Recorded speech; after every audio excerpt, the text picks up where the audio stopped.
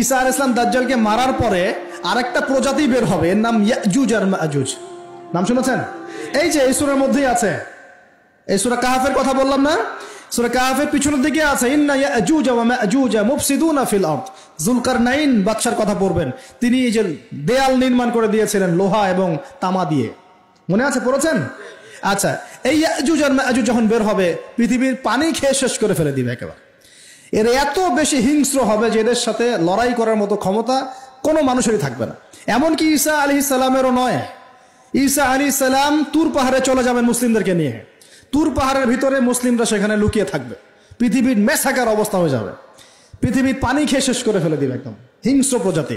তখন ঈসা আলাইহিস সালাম আল্লাহর কাছে দোয়া করবেন, আল্লাহ এই বিভৎস জাতিকে ধ্বংস করো। আল্লাহ রাব্বুল আলামিন তখন ওই ইয়াজুজ আর মাজুজের এই কাঁধে, ঠিক কাঁধের মাঝখানে একটা ভাইরাস জন্ম দিবেন। কি জন্ম দিবেন? ওই যে বলি না মহামারীর ভাইরাস, অমুক ভাইরাস তমুক ভাইরাস, এই ভাইরাস আরো সামনে আছে বাকি এখনো। ওই ভাইরাসে, ওই পোকায়, ওই ব্যাকটেরিয়া বা যেটাই হোক আল্লাহ পাক যাই দিবেন, এতে করে ইয়াজুজ আর মাজুজের পুরো প্রজাতি ধপ ধপ ধপ ধপ করে মারা যাবে। মানে এটা ছোঁয়াচে রোগ হবে। কি রোগ হবে? ছোঁয়াচে। ঠিক যেমন আমরা একটু করোনা দেখলাম না, একজন থেকে আরেকজন, একজন থেকে আরেকজন, এরকম জিনিস চলবে আরো বিশ্বে।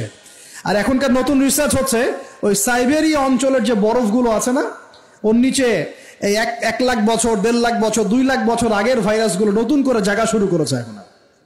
হ্যাঁ, এগুলো বিজ্ঞানীরা বলছেন যে এগুলো আবার কোন দিন জানি পৃথিবীতে আত্মপ্রকাশ করা শুরু হয়। সবকিছুই ঘটবে। বিশ্বটার খুব রহস্য আছে, বিশ্বটার অনেক রহস্য আছে। আল্লাহ পাক এগুলো খেলার ছলে সৃষ্টি করেন নাই, পরীক্ষা। লিয়াবলুয়াকুম আইয়ুকুম আহসানু আমালা, আল্লাহ পাক বলেছেন। এরপরে ইয়াজুজ আর মাজুজের সব প্রজাতি মারা যাবে। নবীজি বলছেন জমিনে কোনো জায়গায় ফাঁকা থাকবে না, সমস্ত জায়গাতেই ওদের দেহ পড়ে থাকবে। আল্লাহু আকবার। এরপরে ঈসা আলাইহিস সালাম আল্লাহকে বলবেন, আল্লাহ জমিনটাকে পবিত্র করে দাও। আল্লাহ পাক কি করবেন জানেন? বড় বড় নখরওয়ালা, বড় বড় নখ আছে, নখ দেখেছেন? বড় বড় নখ, বড় বড় নখওয়ালা একটা স্পেশাল প্রজাতির পাখি আল্লাহ পাঠাবেন। কি পাঠাবেন? পাখি। এটা কোন পাখি, কি নাম আমরা জানি না। ঠিক এরকম করে এই এক শ্রেণীর পাখি আল্লাহ পাঠাবেন যাদের নখগুলো খুব বড় বড় হবে, বিশাল বিশাল নখ। এই নখগুলো দিয়ে তারা দেহগুলোকে উঠাবে, উঠিয়ে নিয়ে কোথায় যে ফেলে দেবে আল্লাহ ভালো জানেন। সুবহানাল্লাহ, আল্লাহু আকবার। আল্লাহ পাক বিশ্বে কত কি বাকি রেখেছেন এখন। এরপরে আল্লাহ পাক কি করবেন জানেন? আল্লাহ পাক বৃষ্টি বর্ষণ করবেন। এত বেশি বৃষ্টি হবে, এত বৃষ্টি হবে, জমিন ধুয়ে পরিষ্কার হয়ে যাবে। হাদিসে আসছে জমিন একদম চকচক করবে, জমিটা পরিষ্কার হয়ে চকচক করতে থাকবে। এরপরে কারণ ওই ভাইরাস তো ধুইতে হবে না, ভাইরাসকে ধুয়ে সাফ করতে হবে। তারপরে ঈসা আলাইহিস সালামের সময়ে বলা হচ্ছে, তার সময়ে একটা ডালিম, ডালিম দেখেছেন কিনা? আনার ডালিম, এই ডালিমের যে খোসা হয় না, এই ডালিমের খোসার নিচে একটা পুরো পরিবার আশ্রয় নিতে পারবে। কি বুঝলেন? এত বড় বড় ফল হবে, এত বরকত হবে জমিনের মধ্যে। কখন বরকত হয়? যখন একটা জনপদের অধিবাসীরা আল্লাহর সামনে আত্মসমর্পণ করে, তখন আল্লাহ বরকত দেয়। আমরা কি আত্মসমর্পণ করছি? এই জন্যই তো অর্থনৈতিক মন্দা চলছে। এমনি এমনি নাকি? সুদ খাচ্ছেন, দিব্যি ঘুষ খাচ্ছেন, দুর্নীতি করছেন, জেনা করছেন, মানুষের সম্পদ আত্মসাৎ করছেন, মাপে কম দিচ্ছেন, আবার নামাজও পড়ছেন, মাশাআল্লাহ। তো বরকত কোত্থেকে আসবে? তো বরকত কখন আসে? যখন একটা কম আল্লাহর সামনে সম্পূর্ণ আত্মসমর্পণ করে। একটা ডালিম হবে, এটা রূপকথা নয়, এগুলা গাল গল্প বলছি না। এই প্রতিটা কথা আল্লাহ পাকের ওহী থেকে আসছে, এর একটা কথাও মিথ্যা হবে না ইনশাআল্লাহ তাআলা। বিশ্ববাসীরা দেখবে একটা ডালিমের নিচে একটা পরিবার আশ্রয় নিতে পারবে। এত স্পেসিফিকলি বলা হয়েছে হাদিসগুলোতে। নবী সাল্লাল্লাহু আলাইহি ওয়াসাল্লাম বলেছেন যে 10 জন ঘোড়সওয়ার, কয়জন ঘোড়সওয়ার? 10 জন ঘোড়সওয়ার বের হবে ইমাম মাহদীর সময়, যারা খোঁজ নিতে যাবে যে দেখি দাজ্জাল বের হয়েছে কিনা। ঘোড়ায় করে খোঁজ নিতে যাবে, দেখি দাজ্জাল বের হয়েছে কিনা। ওই 10, নবীজি বলছেন আমি ওই 10 জনের নামও জানি, ওদের বাবার নামও জানি। সুবহানাল্লাহ, এত স্পেসিফিক জ্ঞান দেয়া হয়েছে আল্লাহর পক্ষ থেকে নবী সাল্লাল্লাহু আলাইহি ওয়াসাল্লামকে। তার হাদিস থেকে বলছি যে ডালিমের নিচে পরিবার আশ্রয় নিতে পারবে। তো অনেকে হয়তো হাসবে, কি বলে একটু উল্টা পাল্টা কথা, তাই না? নাস্তিকরা মনে করতে পারে যে হাসবে, আরে হাহারি এক দিয়ে রেখে দেবে। এখন মানুষ ফেসবুকের মতো চিন্তা করে, ফেসবুকের মতো হাসে, ফেসবুকের মতো কাঁদে। মানুষ এখন রোবটিক হয়ে গেছে। ঠিক আছে, আচ্ছা। তো এরপর কি? এরপরে বরকতের এই সময়টা শেষ হয়ে যাবে কখন? যখন মানুষ আবার সেই জেনা, পাপ, শিরিক, কুফর এগুলোতে লিপ্ত হবে। আল্লাহ রাসূল বলছেন এমন একটা মানুষও বাকি থাকবে না, একটা মানুষও না যে খালি লা ইলাহা ইল্লাল্লাহ কালিমাটা পড়তে জানে, এমন একটা মানুষও বাকি থাকবে না। বলেন নাউজুবিল্লাহ। ওরা হবে এই পৃথিবীর সবচেয়ে নিকৃষ্ট মানুষ। ওদের চেয়ে নিকৃষ্ট কোনো মানুষ এই পৃথিবীতে হবে না। এখনো কি এরকম সময় আসে নাই? এখন কি লা ইলাহা ইল্লাল্লাহ আছে না?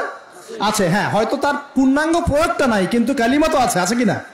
তখন নবীজি বলছেন এমন একটা যুগ আসবে যে লা ইলাহা ইল্লাল্লাহ বলার মতো একটা মানুষ খুঁজে পাওয়া যাবে না। আর মানুষ রাস্তাঘাটে কুকুরের মতো জেনা করবে। রাস্তাঘাটে কুকুর যেমন সঙ্গম করে না রাস্তাঘাটে, ওই রকম করে মানুষ রাস্তাঘাটে জেনা করবে। ওই সময়ে আল্লাহ রাব্বুল আলামিন পশ্চিম দিক থেকে সূর্য উঠাবেন। কোন দিক থেকে? সূর্য সত্যি সত্যি পশ্চিম দিকে উঠবে। পৃথিবী একদিকে ঘুরছে না এখন, কে জানে আল্লাহ পাক পৃথিবীর ঘূর্ণন থামিয়ে উল্টা দিকে ঘোরাতে পারেন না? অবশ্যই পারেন। আল্লাহ পাকের জন্য এটা খালি বলা কুন ফায়াকুন, হও হয়ে যাও, ব্যাস। আমি কয়েকদিন আগে রিপোর্ট দেখেছি, পৃথিবীর নিচে কিন্তু আগুনের স্তর আছে, জানেন তো? পৃথিবীর নিচে আগ্নেয়গিরিগুলো আছে। পৃথিবীর ভিতরেও একটা ঘূর্ণন হয়, সেই ঘূর্ণনের দিক পরিবর্তন হচ্ছে দিন দিন, এমনটা রিপোর্ট এসেছে। দেখেন, আপনি ইন্টারনেট ঘাটাঘাটি করেন, দেখেন। আর অনেকে রিপোর্ট করছে যে পৃথিবী আগে যে গতিতে ঘুরতো, এখন পৃথিবীর ঘূর্ণন গতি একটু বেড়ে গেছে। দেখেন রিপোর্ট, দেখেন। ঘূর্ণন গতি বেড়ে যাওয়ার মানে হচ্ছে টাইম দ্রুত পাস করবে। আর শেষ জামানার হাদিস এটাও আছে যে সময় দ্রুত পাস করবে, আছে না? এটা হাদিসে আসছে। তো প্রিয় ভাইরা, এই সময়ে মানুষ খারাপ হওয়া শুরু করার পরে এমন খারাপ হবে আল্লাহর নাম নেওয়ার মতো কোনো মানুষ থাকবে না, আল্লাহ আল্লাহ বলার মতো কোনো মানুষ থাকবে না। তখন পশ্চিম দিক থেকে সূর্য উঠবে।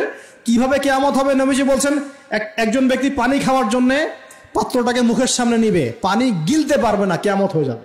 নাউযুবিল্লাহ।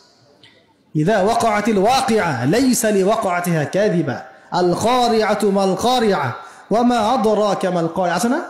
আম্মা ইয়াতাসাআলুন আনিন নাবাইল আযীম। কত সূরা আছে কিয়ামত সংক্রান্ত, পড়ে দেখেন। ইযা যুলজিলাতিল আরদু জিলজালাহা ওয়া আখরাজাতিল আরদু আসকালাহা ইযা আশ-শামসু কুওয়িরাত ওয়া ইযা আন-নুজুমু ইনকাদারাত। এই সূরাগুলো পড়ে দেখেন। আম্মা পারার শেষ পারাটা, যেটা 30তম পারা, এর সূরাগুলো পড়ে দেখেন। কিয়ামত চোখে দেখতে পারবেন ইনশাআল্লাহ।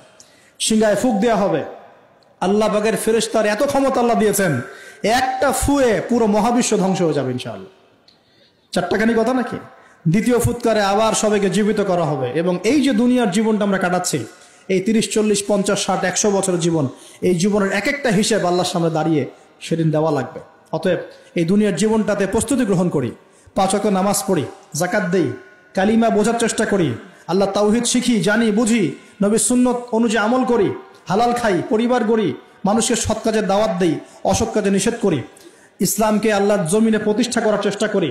আল্লাহ পাক যা দিয়েছেন, জানমাল, সময়, শ্রম, আল্লাহ পাক যা দিয়েছেন, ক্ষমতা, প্রতিপত্তি, সম্পদ, এগুলোকে আল্লাহর দিনের জন্য ব্যয় করি। ইনশাআল্লাহ দুনিয়া সফল হব, পরকালে সফল হবে ইনশাআল্লাহ আযজা ওয়া জাল।